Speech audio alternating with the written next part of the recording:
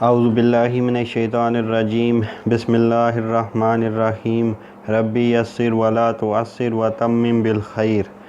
آج میں حضرت عبدالرحمن بن عوف رضی اللہ تعالیٰ عنہ کے حالات زندگی کے بارے میں بات کروں گا۔ حضرت عبدالرحمن بن عوف رضی اللہ عنہ بہت ہی مشہور صحابی ہیں۔ آپ ان 10 بزرگوں میں سے ہیں جن کے متعلق رسول اللہ صلی اللہ علیہ وسلم نے زندگی ہی میں جنتی ہونے کی بشارت دے دی تھی۔ آپ بڑے عقل مند اور سمجھدار تھے۔ اسلام کی روح اور دین کی حقیقت پر ایسی گہری نظر تھی کہ بڑے سے بڑے مسئلے میں بھی آپ کا مشورہ ضروری سمجھا جاتا تھا۔ رسول اللہ صلی اللہ علیہ وسلم سے عمر میں 10 سال چھوٹے تھے۔ والد کا نام عوف اور والدہ کا نام شفا تھا۔ قریش کے مشہور خاندان بنی زہرہ سے تعلق رکھتے تھے۔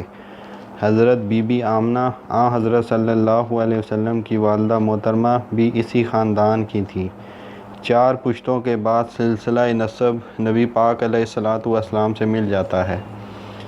حضرت عبدالرحمن رضی اللہ تعالیٰ عنہ شروع ہی سے نیک تھے۔ جاہلیت سے اسلام سے پہلے کے زمانے میں بھی شراب، جوا، چوری، بدکاری اور ہر قسم کی جو برائیاں معاشرے میں پھیلی ہوئی تھیں، حضرت عبدالرحمن ان تمام برائیوں سے پاک تھے۔ حضرت ابو بکر صدیق رضی اللہ عنہ سے آپ کے بہت اچھے تعلقات تھے۔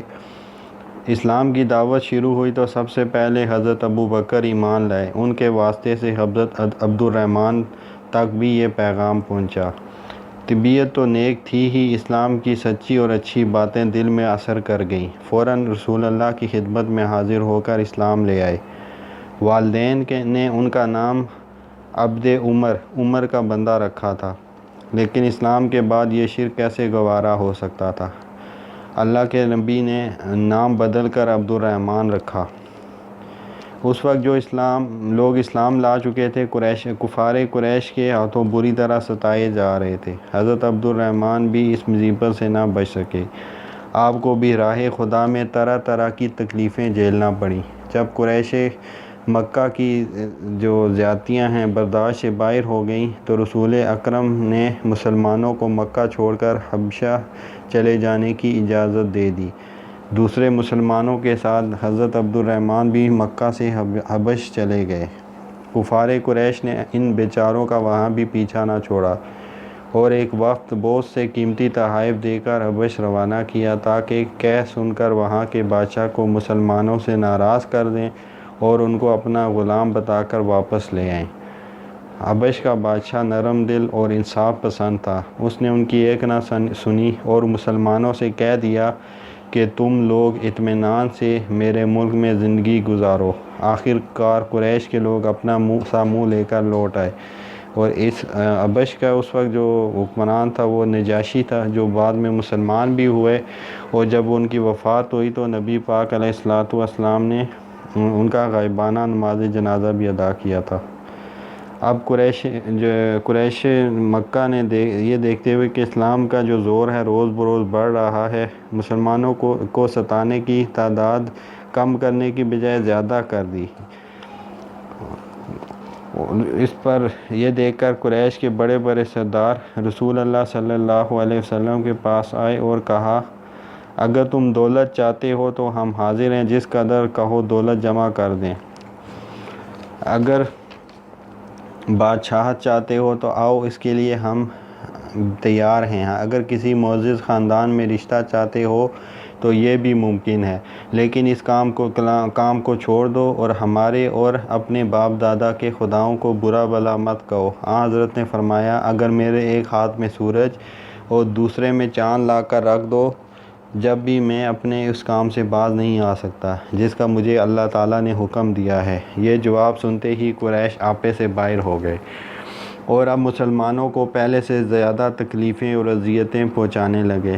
تپتی ہوئی ریت پر لٹاتے، اوپر سے باری باری پتھر رکھ دیتے اور مسلمانوں سے کہتے، اگر تم اپنے دل سے خدا کی وحدانیت اور محمد صلی اللہ علیہ وسلم کی رسالت کا خیال نکال دو تو ہم تم کو چھوڑ دیں، مگر یہ اللہ کے پیارے رسول کے فرما بردار بندے ایک منٹ کے لیے بھی اس کے لیے تیار نہ ہوتے، بلکہ اس کے جواب میں کلمہ لا الہ الا اللہ محمد الرسول اللہ پڑھتے اور پہلے سے زائد مضبوطی سے اسلام پر قائم ہو جاتے۔ اب اسلام کا چرچا مدینہ میں بھی ہو گیا تھا۔ کفار قریش مسلمانوں کو سخت سے سخت تکلیفیں پہنچاتے اور کام کرنے میں ہر قسم کی رکاوٹیں ڈالتے۔ یہ دیکھ کر حضرت صلی اللہ علیہ وسلم نے مسلمانوں کو مدینہ چلے جانے کا حکم دے دیا۔ اس حکم کے مطابق حضرت عبد الرحمن بھی حبش سے حضرت کی خدمت میں مدینہ واپس آ گئے۔ بائی بندی۔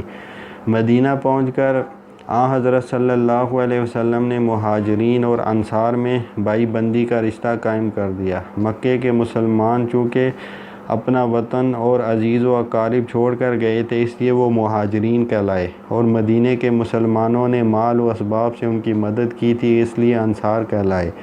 مہاجرین مکے سے آنے والے خالی ہاتھ تھے، اس لیے انصار مدینے والوں کے ساتھ ان کا بھائی چارہ کرا دیا گیا، اور ایک مہاجر مکی ایک انصار مدنی کے ساتھ شریک کر دیا گیا۔ حضرت عبد الرحمن کا بھائی چارہ حضرت سعد بن ربیع سے ہوا۔ حضرت سعد بن ربیع بہت دولت والے تھے، اپنی دولت اللہ کے راستے میں لٹاتے، غریبوں کی مدد کرتے، بیواؤں کا خیال رکھتے، یتیموں کی دیکھ بھال کرتے۔ جب ان کا بھائی چارہ حضرت عبد الرحمن سے ہوا تو آپ نے فرمایا، اے عبد الرحمن، آؤ تم ہمارے مال و جائیداد سے آدھا لے لو، میں ابھی بانٹے دیتا ہوں۔ حضرت عبد الرحمن نے کہا، خدا تمہارے مال و دولت کو زیادہ کرے، عزت کو بڑھائے، اہل و عیال میں برکت دے، تم مجھے صرف بازار کا راستہ بتلا دو، مجھے اور کسی چیز کی ضرورت نہیں۔ حضرت عبد الرحمن رضی اللہ عنہ نے بازار پہنچ کر گھی اور پنیر خریدا اور وہیں بیچنے کے لیے بیٹھ گئے۔ شام کو جب گھر واپس آئے تو کچھ سامان نفع کا بچا لائے۔ اب تو آپ نے باقاعدہ تجارت شروع کر دی اور تھوڑے ہی دنوں میں آپ اچھے مالدار تاجر بن گئے۔ حضرت عبد الرحمن بن عوف کا کاروبار چل نکلا تو آپ نے ایک عورت سے شادی کر لی اور اس کو مہر میں کھجور کے برابر سونا دیا۔ جب رسول اکرم صلی اللہ علیہ وسلم کو شادی کی خبر ہوئی تو فرمایا، دعوت ولیمہ کرو، چاہے ایک ہی بکری کیوں نہ ہو۔ حضرت عبد الرحمن رضی اللہ عنہ نے اسلام کی خاطر بڑی تکلیفیں اٹھائیں، 14-15 برس سخت پریشانی میں گزارے۔ مدینہ منورہ پہنچنے کے بعد خیال تھا کہ شاید کچھ آرام لینے کا موقع ملے، لیکن کافروں نے بڑی بڑی فوجوں کے ساتھ حملے شروع کر دیے۔ دوسرے مسلمانوں کے ساتھ حضرت عبد الرحمن بڑی ہمت و بہادری کے ساتھ دشمنوں کا مقابلہ کرتے رہے۔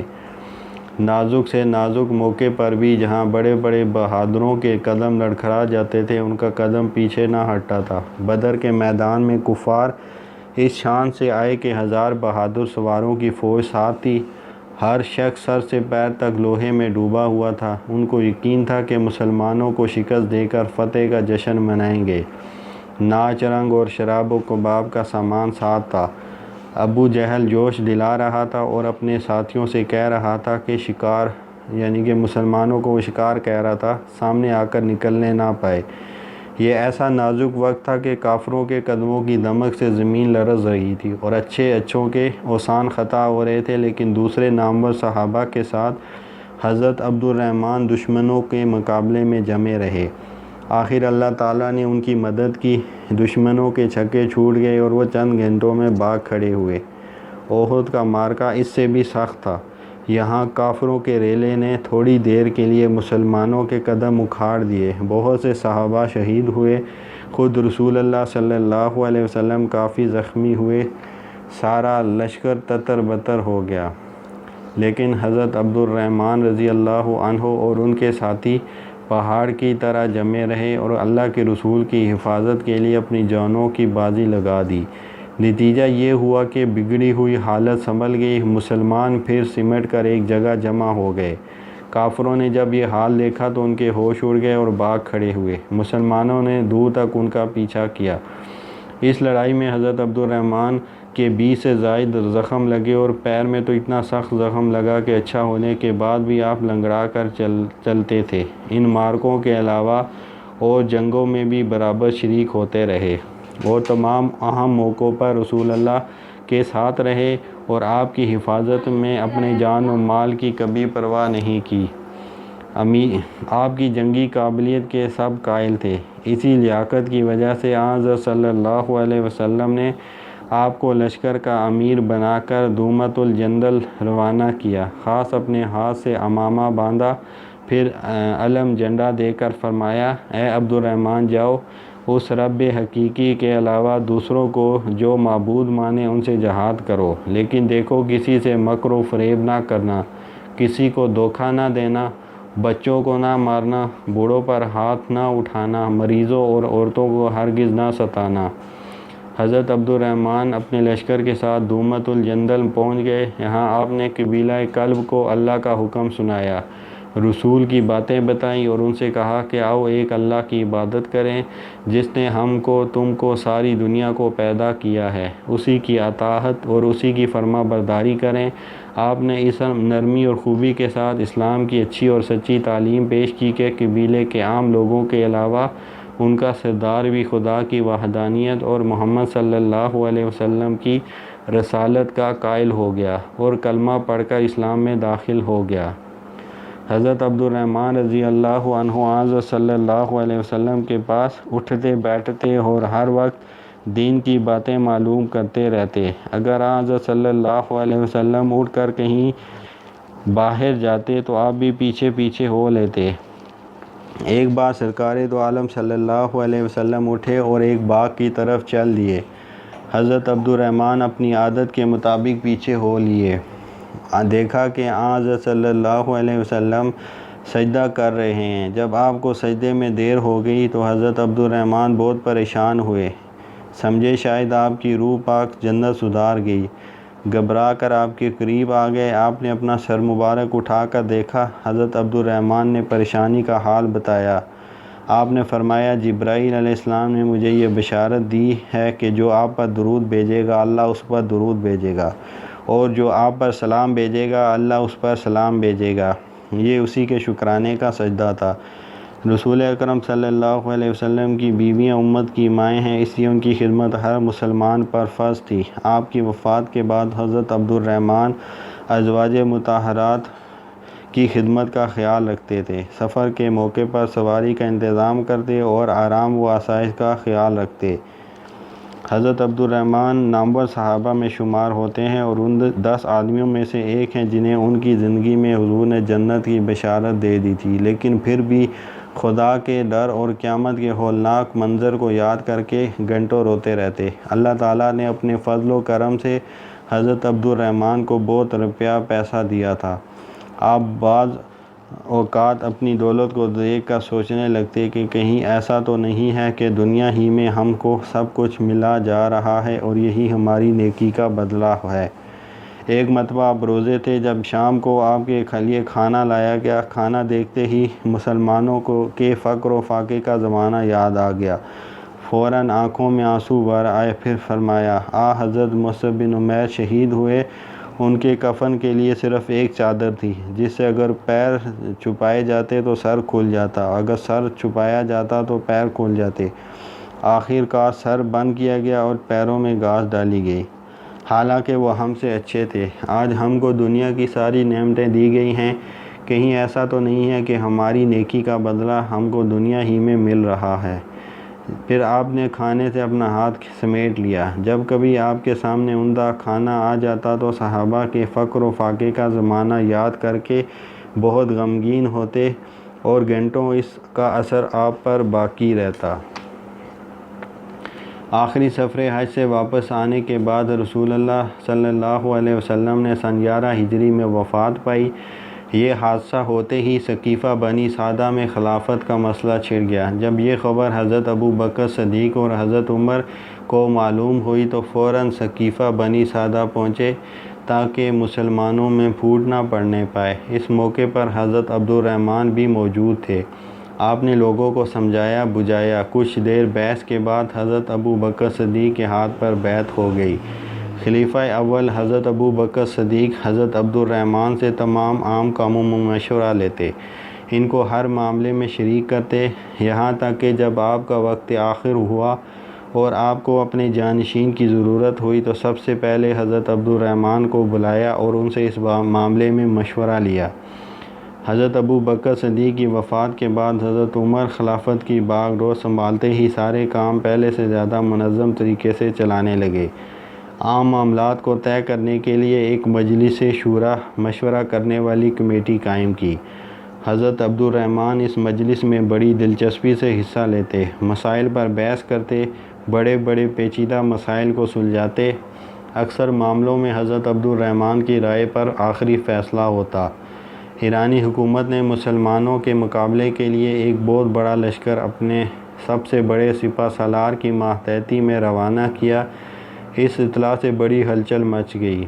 حضرت عمر نے صحابہ کرام سے مشورہ کیا۔ سب کی رائے ہوئی کہ امیر المومنین حضرت عمر کے ماتحت ایک بڑا لشکر جائے۔ امیر المومنین جانے کے لیے تیار ہو گئے، لیکن حضرت عبد الرحمن نے آپ کے جانے کی مخالفت کی اور لوگوں کو جنگ کے دونوں پہلو سمجھائے اور کہا کہ یہ کسی طرح مناسب نہیں ہے۔ اگر خدا نخواستہ امیر المومنین کو نقصان پہنچا تو مسلمانوں کا جمنا دشوار ہو جائے گا۔ اس سے لوگ مطمئن ہو گئے اور آخرکار حضرت عمر جانے سے رک گئے اور ان کے بجائے حضرت سعد بن ابی وقاص رضی اللہ عنہ کی ماتحتی میں لشکر روانہ ہوا۔ حضرت سعد بن ابی وقاص کا انتخاب آپ ہی نے کیا۔ اس انتخاب سے سارے مجمع میں خوشی کی لہر دوڑ گئی۔ امیر المومنین حضرت عمر رضی اللہ عنہ حسب دستور فجر کی نماز پڑھ رہے تھے کہ فیروز نامی ایک مجوسی غلام نے آپ پر حملہ کیا، جس سے کئی زخم آئے۔ امیر المومنین نے حضرت عبد الرحمن بن عوف کو اپنی جگہ امامت کے لیے کھڑا کر دیا۔ آپ نے جلدی سے نماز ختم کی اور امیر المومنین کو گھر پہنچا دیا گیا۔ امیر المومنین کی حالت زیادہ خراب ہوئی تو امیر المومنین نے 6 آدمیوں کے نام خلافت کے لیے پیش کیے اور فرمایا، رسول اکرم صلی اللہ علیہ وسلم آخر وقت تک ان لوگوں سے خوش رہے۔ یہ لوگ آپس میں جلد کسی کا انتخاب کر لیں۔ حضرت عمر کی وفات کے بعد یہ لوگ جمع ہوئے۔ 2 دن تک بحث ہوتی رہی اور کوئی بات طے نہ ہو سکی تو تیسرے دن حضرت عبد الرحمن بن عوف نے فرمایا، جو اپنے نزدیک جس کو خلافت کا زیادہ مستحق سمجھتا ہو وہ اس کا نام پیش کرے۔ حضرت زبیر نے حضرت علی کرم اللہ وجہہ کا، حضرت طلحہ نے حضرت عثمان غنی کا اور حضرت سعد نے حضرت عبد الرحمن بن عوف کا نام پیش کیا۔ اس طریقے سے 6 آدمیوں کی بجائے 3 آدمیوں میں انتخاب رہ گیا۔ اب حضرت عبد الرحمن نے اپنا نام خلافت سے واپس لے لیا۔ حضرت علی اور حضرت عثمان غنی نے اپنا فیصلہ آپ پر چھوڑ دیا۔ آپ نے دونوں کو ایک دوسرے کی فضیلت بتائی، پھر کہا، تم سے مجھے یہ امید ہے کہ اگر تمہیں یہ عہدہ دوں تو حق و انصاف سے کام کرو گے، اور اگر تمہارے مقابل کو یہ عہدہ ملے تو تم اس کی اطاعت کرو گے۔ اس وعدے کے بعد آپ نے ایک عام مجمع میں تقریر کی جس سے لوگ بہت متاثر ہوئے۔ پھر آپ نے حضرت عثمان غنی سے فرمایا، اپنا ہاتھ پھیلاؤ۔ جب آپ نے ہاتھ پھیلایا تو حضرت عبد الرحمن بن عوف نے سب سے آگے بڑھ کر آپ کے ہاتھ پر بیعت کی۔ اس طرح حضرت عبد الرحمن بن عوف نے ایک بڑی قربانی دے کر عام مسئلے کو طے کر دیا۔ حضرت عبد الرحمن بن عوف کے متعلق حضرت عمر نے آخری وقت فرمایا تھا کہ عبد الرحمن بہت سمجھدار اور معاملہ فہم آدمی ہیں۔ اگر خلیفہ کے انتخاب میں اختلاف ہو جائے تو عبد الرحمن کی رائے کو غور سے سننا، جیسے یہ کہیں ویسے ہی کرنا۔ صحابہ کرام حضرت عبد الرحمن کی امانت و دیانت پر اس قدر بھروسہ رکھتے تھے کہ خواہ آپ نے کسی پر دعویٰ کیا ہو یا کسی دوسرے نے آپ پر دعویٰ کیا ہو، دونوں حالتوں میں اکیلے آپ کے بیان کو کافی سمجھتے تھے اور آپ کی بات پر یقین کرتے تھے۔ حضرت عثمان غنی فرمایا کرتے تھے کہ حضرت عبد الرحمن اپنے موافق اور مخالف دونوں گواہی دے سکتے ہیں، ان کو کسی ثبوت کی ضرورت نہیں، ان کا بیان ہی ثبوت ہے۔ ایک مرتبہ حضرت زبیر نے حضرت عمر کی اولاد سے کچھ زمین کا حصہ خریدا۔ یہ حصہ حضرت عمر کو رسول اللہ صلی اللہ علیہ وسلم کی طرف سے جاگیر میں ملا تھا۔ حضرت عبد الرحمن نے کہا، ہمیں اور حضرت عمر کو ایک ساتھ زمین ملی تھی، فلاں جگہ سے فلاں جگہ تک ہماری زمین ہے۔ حضرت زبیر نے اس کا مقدمہ دائر کر دیا۔ آخرکار اس کا فیصلہ حضرت عبد الرحمن کے بیان پر ہوا۔ حضرت عبد الرحمن بن عوف کی آمدنی کا ذریعہ تو تجارت تھا، لیکن بعد میں آپ نے کھیتی باڑی بھی شروع کر دی تھی۔ کچھ تو رسول اکرم صلی اللہ علیہ وسلم نے زمین دی تھی اور بہت سی آپ نے خود خریدی تھی۔ کھیتی کا کاروبار آپ نے بہت بڑے پیمانے پر کیا۔ اس کا کچھ اندازہ اس سے کیا جا سکتا ہے کہ آپ کے ایک ایک فارم کو 20 اونٹ سینچا کرتے تھے۔ حضرت عبد الرحمن کے کاروبار میں اللہ تعالیٰ نے اس قدر برکت دی جس کا اندازہ کرنا مشکل ہے۔ وہ خود فرمایا کرتے تھے کہ اگر میں پتھر اٹھاتا ہوں تو اللہ تعالیٰ کے کرم سے وہ بھی سونا ہو جاتا ہے۔ حضرت عبد الرحمن رضی اللہ عنہ مکہ مکرمہ سے آتے ہی تجارت میں لگ گئے اور تھوڑے ہی دنوں میں بہت مالدار ہو گئے، مگر اس مال و دولت کو کبھی اپنا نہیں سمجھتے تھے، بلکہ کہتے تھے کہ یہ خدا کا ہے، اسی لیے اپنے اوپر کم اور خدا کی راہ میں زیادہ خرچ کرتے تھے۔ ایک مرتبہ رسول اللہ صلی اللہ علیہ وسلم نے صحابہ کرام کو خیرات و صدقات کی فضیلت بتائی۔ آپ نے فوراً 4,000 درہم دے دیے اور کئی مرتبہ 40,000 درہم اللہ کے راستے میں ضرورت مندوں کو دیے۔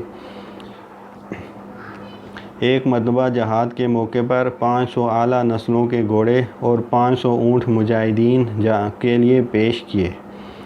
اس کے علاوہ 30 غلام ایک دن میں آپ آزاد کر دیتے تھے۔ اس طرح آپ نے 3,000 خاندانوں کو آزاد کر دیا۔ ایک مرتبہ اپنی کوئی زمین 40,000 دینار میں بیچ دی اور وہ سب رقم اللہ کے راستے میں خرچ کر دی۔ اسی طرح ایک مرتبہ آپ کا تجارتی قافلہ مدینے آیا جس میں صرف 700 اونٹوں پر گیہوں اور آٹا وغیرہ لدا ہوا تھا۔ اس عظیم الشان قافلے کی آمد پر سارے مدینے میں ہلچل مچ گئی۔ حضرت عبد الرحمن نے اپنے اس قافلے کا سامان ہی نہیں بلکہ اونٹ اور کجاوے کاٹھی تک اللہ کی راہ میں دے دیے۔ اس قدر اللہ کی راہ میں خرچ کرنے، یتیموں اور غریبوں کی مدد کرنے کے باوجود آپ ہر وقت حساب و کتاب کا ڈر غالب رہتا۔ بعض وقت تو آپ پر اس قدر رکت طاری ہوتی کہ گھنٹوں روتے رہتے۔ حضرت عبد الرحمن جس طرح اپنی زندگی میں کثرت سے بڑی بڑی رقمیں اللہ کے راستے میں صرف کر دیتے تھے، اسی طرح آخری وقت میں بھی اس کا خیال رکھا اور بہت بڑی جائیداد اور رقم کے متعلق وصیت کر گئے جو پوری کی گئی۔ آپ نے وصیت کی کہ جو صحابہ جنگ بدر میں شریک ہوئے تھے ان میں سے ہر ایک کو 400 دینار دیے جائیں۔ تمام صحابہ نے اپنے اپنے حصے کی رقم خوشی خوشی لے لی۔ امہات المومنین کے لیے آپ نے ایک باغ کے لیے وصیت کی جو 4 لاکھ درہم کا فروخت ہوا۔ اس کے علاوہ ایک اور جائیداد امہات المومنین کو دی جو 40,000 دینار میں فروخت ہوئی۔ حضرت عبد الرحمن کی اس قسم کی تمام وصیتیں پوری کرنے کے بعد بھی اس قدر جائیداد بچی کہ آپ کی چاروں بیویوں کو جائیداد کے صرف 8ویں حصے سے 80 ہزار دینار ملے۔ سونے کی اینٹیں اتنی بڑی بڑی تھیں کہ تقسیم کرتے وقت کلہاڑی سے کاٹی گئیں۔ کاٹنے والوں کے ہاتھوں میں آبلے تک پڑ گئے تھے۔ اس کے علاوہ 3,000 بکریاں، 1,000 اونٹ اور 100 گھوڑے بھی تھے۔ حضرت عبد الرحمن بن عوف لوگوں سے خندہ پیشانی سے ملتے، ہمیشہ سچ بولتے، لوگوں کی امانت ہمیشہ وقت پر واپس کرتے، وعدہ ہر صورت میں پورا کرتے، کبھی کسی کو تکلیف نہ پہنچاتے، اگر کسی کو تکلیف میں دیکھتے تو اس کی مدد کرتے، تجارت میں کسی سے جال نہ کرتے، کبھی مکر و فریب سے کام نہ لیتے، عزیزوں کا خیال رکھتے، غریبوں کی مدد کرتے، مریضوں کی عیادت کے لیے جاتے، مسلمانوں کی اعانت کرتے، مہمانوں کی عزت کرتے، دوستوں سے اچھا برتاؤ رکھتے۔ حضرت عبد الرحمن نماز بہت خشوع و خضوع سے پڑھتے، فرائض کے علاوہ نوافل بھی پڑھتے، رمضان کے علاوہ دوسرے مہینوں میں بھی روزے رکھتے۔ حج مالدار اور مسلمانوں پر فرض ہے۔ آپ نے کئی بار حج کیے۔ ایک مرتبہ آپ حضرت عمر کی خلافت میں حاجیوں کے امیر بھی بن کر گئے تھے۔ حضرت عبد الرحمن کا دسترخوان بہت وسیع تھا، ایک وقت میں کئی آدمی کھانا کھاتے تھے۔ رسول اکرم صلی اللہ علیہ وسلم نے فرمایا ہے کہ تم میں سب سے اچھا وہ ہے جو اپنے گھر والوں کے ساتھ اچھا برتاؤ کرے۔ اس ارشاد کے مطابق حضرت عبد الرحمن اپنی بیوی بچوں کے ساتھ محبت سے پیش آتے اور ان کو ہر قسم کا آرام پہنچاتے۔ حضرت عبد الرحمن بن عوف رضی اللہ عنہ 31 ہجری میں اپنے عزیزوں اور دوستوں کو داغ مفارقت دے کر رب حقیقی کی طرف چل بسے۔ انا للہ و انا الیہ راجعون۔ جنازہ اٹھانے والوں میں حضرت سعد بن ابی وقاص رضی اللہ عنہ بھی تھے۔ کہتے تھے آج یہ پہاڑ بھی ہم سے جدا ہو گیا۔ امیر المومنین حضرت عثمان غنی رضی اللہ عنہ نے جنازے کی نماز پڑھائی۔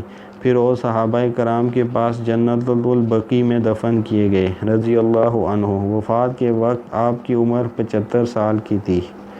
وما علینا الا البلاغ۔